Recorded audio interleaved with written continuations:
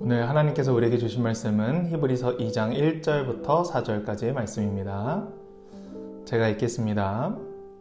그러므로 우리는 들은 것에 더욱 유념함으로 우리가 흘러 떠내려가지 않도록 함이 마땅하니라. 천사들을 통하여 하신 말씀이 견고하게 되어 모든 범죄함과 순종하지 아니함이 공정한 보응을 받았거든. 우리가 이같이 큰 구원을 등한히 여기면 어찌 그 보응을 피하리요. 이 구원은 처음에 주로 말씀하신 바요, 들은 자들이 우리에게 확증한 바니, 하나님도 표적들과 기사들과 여러 가지 능력과 및 자기의 뜻을 따라 성령이 나누어 주신 것으로서 그들과 함께 증언하셨느니라. 아멘. 우리가 저번 히브리서 말씀을 들은 것이 기억나실 거예요. 저번 히브리서 이야기들을 조금 간추리자면 히브리서 수신자들의 상황이 녹록지 않았다. 유대인들로 추정되는데 그들이 믿지 않는 유대인들, 열심당원들로 인해서 많은 핍박과 박해를 받았고 삶의 어려움을 겪고 있었다. 그래서 그 유대인들, 예수님을 믿는 유대인들이 예수님을 믿지 않기로 다시 다짐하거나 믿기 전에 행실로 돌아가려는 사람들이 많았기 때문에 히브리서의 기자가 그것이 안타까워서 우리가 믿음을 잘 지키고 살아가자라고 격려하고 독려하는 편지 그리고 내용이라고 함께 설명 들었습니다. 히브리서 2장의 말씀도 역시 그와 같습니다. 우리가 어떻게 하면 믿음을 잘 지키고 살아갈 수 있는가에 대해서, 또 그리스도인은 어떤 자세를 갖고 있어야 하는가에 대해서 이야기하고 있는 것입니다. 1절을 보겠습니다. 그러므로 우리는 들은 것에 더욱 유념함으로 우리가 흘러 떠내려가지 않도록 함이 마땅하니라. 들은 것을 잘 지키자라는 이야기예요. 그런데 이들이 들은 것이 어떤 것일까요? 바로 예수 그리스도가 우리를 위하여서 피 흘려 돌아가셨고 그는 하나님의 아들이다. 즉 우리가 기다리던 메시아가 맞다라는 것입니다. 그런데 그들이 그 들은 것을 지키지 못한 상황을 이렇게 표현하고 있습니다. 흘러 떠내려 가다 라고 말입니다. 이것을 원어로 보면 헬라어 원어로 보면 파라위오멘입니다. 이 원어의 뜻은 물에 씻겨 내려가다, 힘없이 빠져버리다 라는 뜻을 갖고 있습니다. 즉 그들이 들은 바가 이렇게 잘 잡고 있는 게 아니라 마치 물에 휩쓸려 나가듯이, 그리고 힘없이 빠져버리듯이, 모래가 손에서 힘없이 빠져버리듯이, 또 물을 우리가 손에 움켜쥐지 못하는 것처럼 이렇게 물에 씻겨 나가듯이 그들이 지켜야 될 그 복음을, 그리고 그 믿음을 지키지 못하고 있는 사람들이 많았기 때문에 이렇게 표현했습니다. 초대교회 당시 사회는 예수 믿는 이들에게 굉장히 적대적이었습니다. 따라서 말씀이 마음속 깊숙이 박히는 게 아니라 그냥 지나쳐 버리는 일이 많았던 거죠. 그래서 히브리서 기자는 믿음의 형제들에게 들은 것을 잘 붙잡고 있자라고 이렇게 권유하고 있는 거죠. 로마서 10장 17절에 이런 말씀이 있습니다. 그러므로 믿음은 들음에서 나며 들음은 그리스도의 말씀으로 말미암았느니라. 우리가 말씀, 예수님의 말씀, 하나님의 말씀, 성경에 집중해야 하는 이유가 여기 있습니다. 바로 믿음이 들음에서, 즉 말씀에서 태어나기 때문이고 강해지기 때문입니다. 다시 1절을 한번 살펴보겠습니다. 그러므로 우리는 들은 것에 더욱 유념함으로 우리가 흘러 떠내려가지 않도록 함이 마땅하니라. 들은 것에 유념함으로, 들은 것을 잘 신중히 여겨야 한다라고 이야기하고 있고, 떠내려가지 않도록 함이 마땅하다라고 이야기합니다. 사실 헬라어 원어로 좀 살펴보면 유념하다와 마땅하다가 사실 가까이 붙어 있고 이것을 붙여서 해석하는 것이 더 옳습니다. 그래서 다시 한번 이것을 해석해 보자면 이렇게 읽어 보겠습니다. 그러므로 우리는 들은 것이 흘러 떠내려가지 않도록 유념하는 것이 마땅합니다 라고 번역되는 것이 더 맞겠습니다. 즉 우리가 들은 것이 흘러 떠내려가지 않도록 하는 것, 즉 믿음을 잘 붙잡고 있는 것, 복음을 잘 우리가 지키는 것이 굉장히 마땅하다라고 이야기하는 거예요. 우리가 왜 유념해야 하는가에 대해서 2절에 제시하고 있습니다. 우선 2절을 읽어보겠습니다. 천사들을 통하여 하신 말씀이 견고하게 되어 모든 범죄함과 순종하지 아니함이 공정한 보응을 받았거든. 이게 무슨 이야기일까요? 천사들을 통하여 하신 말씀, 즉 구약의 율법을 의미하고 있습니다. 그리고 그 말씀이 견고히 되었다라고 합니다. 즉 이 율법이 효력을 발휘하다라고 이야기하는 건데요. 법적으로 효력을 발휘한다라는 뜻이고, 율법을 어기거나 순종하지 않는 모든 행위는 그 법에 따라 적절한 처벌, 보응을 받는다라는 것이에요. 이게 도대체 어떤 이유일까요? 그리고 어떻게 믿음과 연결이 되는 이야기일까요? 3절을 함께 보겠습니다. 우리가 이같이 큰 구원을 등한히 여기면 어찌 그 보응을 피하리요. 이 구원은 처음에 주로 말씀하신 바요 들은 자들이 우리에게 확증한 바니. 이같이 큰 구원을 등한히 여기면 어찌 그 보응을 피하리요 라고 얘기하고 있죠. 앞서서 2절에 천사들이 하신 말씀이 견고하게 되어서 그 무언가 잘못했을 때 보응을 얻는다라고 이야기하고 있습니다. 이것과 대비되는 거죠. 즉 율법도 지금 예수님보다 더욱더 위대한 게 아니라 예수님이 훨씬 더 위대한데, 예수님보다 위대하지 않은 그 율법도 어기게 되면 대가를 치르게 되는데, 어떻게 그보다 더 위대한, 더 큰 구원을 등한히 여기면 우리가 처벌받지 않으랴, 보응받지 않으랴 라고 이야기하는 겁니다. 그리고 그 구원은 처음에 주님께서 말씀하신 바고 들은 자들이 우리에게 확증한 바다. 이 이야기는 무엇이냐면 그 구원이, 아주 그 귀중한 구원이 주님께서, 하나님께서 말씀하신 바인데 그것이 세대를 흘러서 우리에게 흘러 들어왔지만 그것은 매우 강력한 것이다 라는 겁니다. 4절을 함께 보겠습니다. 하나님도 표적들과 기사들과 여러 가지 능력과 및 자기 뜻을 따라 성령이 나누어 주신 것으로서 그들과 함께 증언하셨느니라. 복음을 들은 사도들은 복음에 사로잡혀 있는 사람들이었습니다. 사도들이 복음을 전할 때 일어났던 표적과 기사들이 있어요. 우리는 본문을 통해서 이것이 복음의 계시를 사람에게 전달하고자 하는 하나님의 의지를 알 수 있습니다. 그리고 하나님이 그 의지를 사용하실 때 어떤 방법들을 사용하시는데 그것이 바로 표적과 기사라는 것이죠.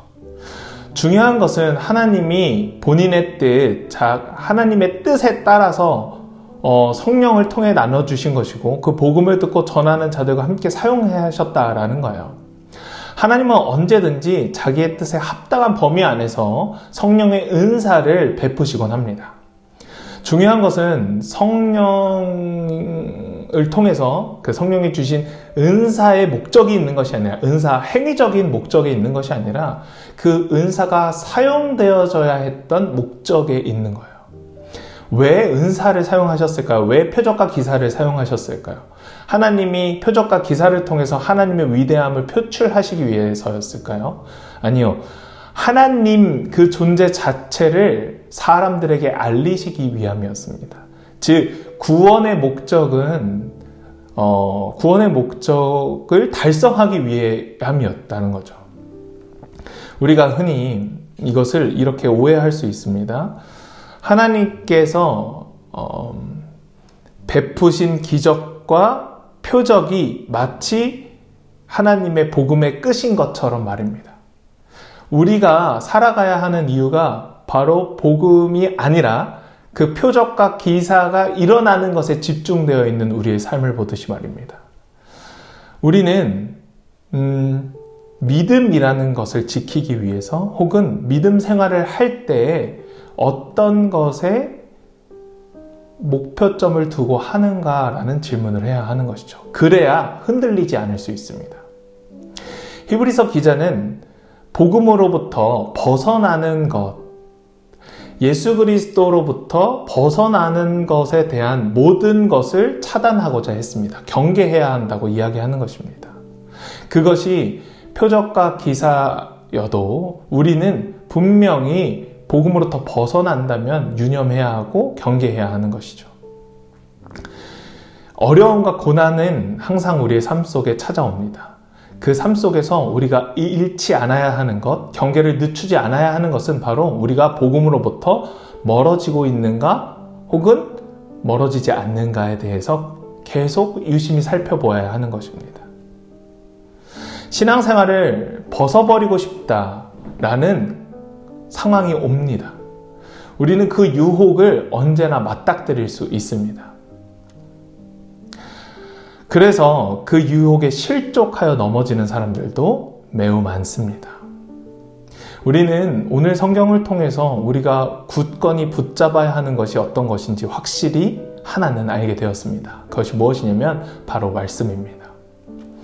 하나님께서는 말씀을 통해서 확증을 주셨고 그 말씀을 통해서 우리를 믿게 하셨고 그 말씀을 통해서 자신의 아들 예수 그리스도의 탄생과 모든 것도 계시하셨습니다.